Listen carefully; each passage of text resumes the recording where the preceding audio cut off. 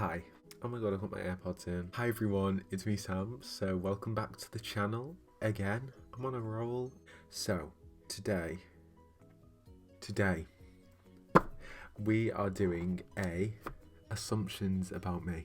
So I hopped on my Instagram. You should definitely follow me at Samuel Ashton 1. So I hopped on and I asked my close friends honest assumptions they made about me. So I thought we'd just go through them. I can tell you a bit about each assumption. Is it accurate? Is it not? Let's find out. Okay. Also, side note. Oh my god, did you see that? Did you see? So I've got 2 more days of isolation because the guidelines is if after 7 days, if on day 6 and 7 you get negative lateral flows, you can leave isolation. So I've been doing my lateral flows throughout the week and they've been coming negative. So fingers crossed. I think today, if I do them tomorrow and Sunday, but by the time this is uploaded, I would have been out. So I would have been it would have been my first week out of isolation. So I'm going back to work on the Monday, I think, and I'm gonna just really thrive because I've missed it. Right. So let me get the. Oh my god, I'm in the wrong place. First one is you don't like coffee. This is interesting. I used to hate coffee. I've always been a man of tea, but I've been having hot Ribenas recently because they've actually been quite good for me. So, you don't like coffee. I mean, it's sort of true, but I've grown into coffee a little bit. I like a latte now, but that's about as far as it goes. A mocha as well. Keep it simple. You are very sentimental. So this is really true. I've always been very in touch with my emotions, and my emotions have always been such a strong part of how I present myself to people. I've always prided myself in being, kind and hearing people out and stuff. So yeah, I think it's one of those bittersweet things. I get attached to objects, and particularly when I lose things, it sends me spiraling a little bit. But particularly with losing people in my life, I find I have things attached to them that I want to keep safe forever, but it varies. I've got this little bauble from a holiday I went on. It's a bit dusty, and I think this is just such a nice little object that I'm going to treasure forever because it was one of many holidays I'd shared with family and family friends, and it's just those sorts of memories you're never going to forget. Next is you had an imaginary friend when you were younger. I'm sure I used to have conversations with my mum, and she used to say I used to just sort of direct conversation at this thing, and I don't remember much of it. I know my brother had one as well, but I think from what I know I did, I've always been very, I've always used my imagination really strongly. I have a Minnie Mouse cuddly toy, and I always used to imagine her sort of by my side all the time from when I was 5 to 7.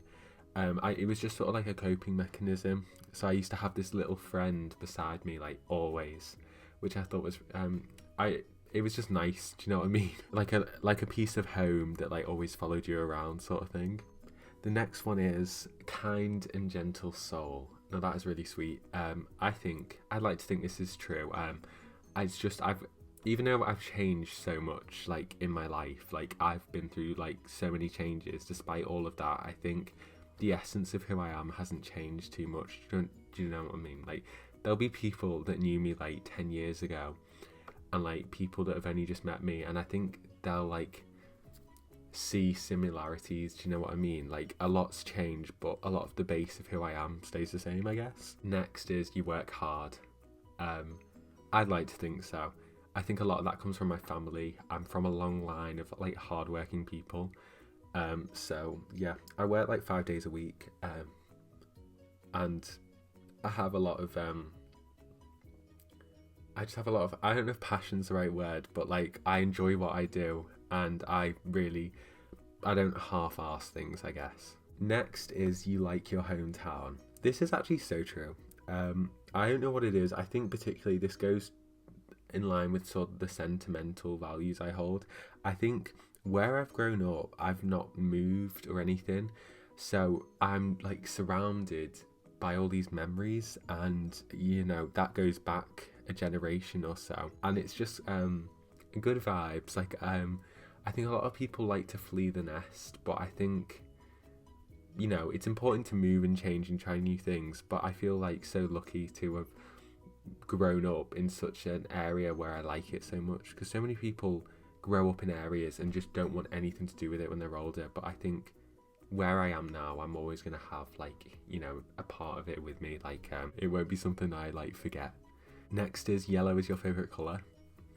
I think it might be. It's just been like, it's been manifesting this feeling towards yellow. My phone is yellow. My sort of channel theme's a bit yellowy. It's just, it wasn't, I feel like if you were to ask me that, I wouldn't really say yellow, but I think deep down it is. Like the yellow vibes, a bit of yellow there, but grey is up there as well. I have my phases. Next is you think folklore over Evermore. I think that might be true. I don't know. Evermore came out when I was just really, really sad. One day, I was really, really, really, really sad. So yeah, I think I've always, I got to know folklore a lot better than Evermore. And for those who are confused, we're talking Taylor Swift albums here. I think I just gave folklore more of a chance. It felt like Evermore didn't get the chance to shine because Fearless, Taylor's version, sort of came up quite quickly afterwards. But I think I love them both, but yeah, I think I like folklore a bit more. But not for any particular reason, it's just the way it worked and where I was. Next is you're a tea over coffee guy. True. We sort of touched on this before. It's funny how it's sort of similar. But yeah, I've always loved my tea. My mum did. My dad does. Do you know what I mean? I'm a long line of tea lovers, and I will always be a tea lover. But I've started to, you know, douse in the coffee world a little bit. Only a little bit though. Oh my god, there's quite a few. Next. Why did you have to get COVID? I don't know. I literally socialised like twice, 2 days in a row, and it just killed me off. But we're almost on the, you know, the bright side of it, so like, don't worry, guys. Next assumption is you're a female boss. I am the biggest female boss that ever lived. This is actually so true. I actually live every day aspiring to be a female boss and, you know, embody what a female boss is. Talisa is life. Next is started doing Jingle Bell Ball as a joke but can't stop now. And if you don't know what we're on about,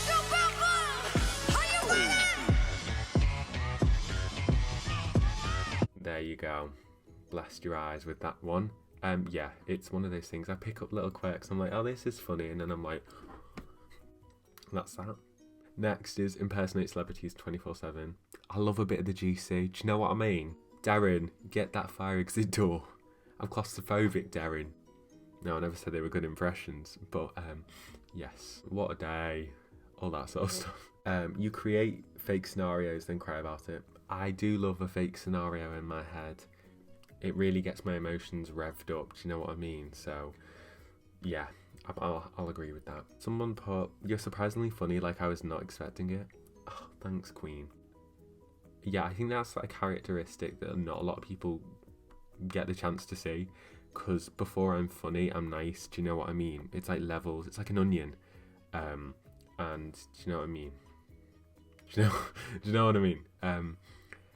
I think that's just an element of myself that I share with particular people, and not everyone gets to see that side of me. So, next assumption is you're trying to steal my man, bestie. Megan, Corey is mine. Back off. Case closed. Next is you love Taylor Swift. I don't know why you'd make that assumption. So, yeah, moving on. Next assumption is you dance at random times and get embarrassed when you're caught. Oh my god, I love a bop in my room, but nothing turns me more sour than when someone opens the door mid-bop. Or once I had a bop, like a silent bop, with my AirPods in. Brother waltzes in. I'm looking the other way, I'm bopping, I turn around, he's there, I scream. Embarrassing stuff. Next is when someone insults you, you just stand there like... I do not like confrontation. If someone's going to insult me, I might cry, so that's not far from the truth there. Next assumption is dislikes cheese. I don't know what I think about cheese. I like melted cheese, I like cheese mixed in with stuff, but I don't like just eating cheese on its own. It's just not quite for me. Yeah, I feel that's pretty accurate. I'm not a massive cheese person. And the final assumption is you're an awesome human being. No word of a lie. Period. Whoa. So yeah, I think that's pretty accurate, to be honest. Right, that was all the assumptions. I'm going to go and do my lateral flow now. Got to stay COVID safe. And I'm going to go and edit this. Thank you for watching. I hope you've learned a bit about me. I've been waffling. I've been telling you all the tea. So there we go. Make sure you leave any video recommendations down below. Give me ideas. Or just say anything. I'll reply to your comment. I've got time. But yeah, thanks besties. See you guys soon. Bye.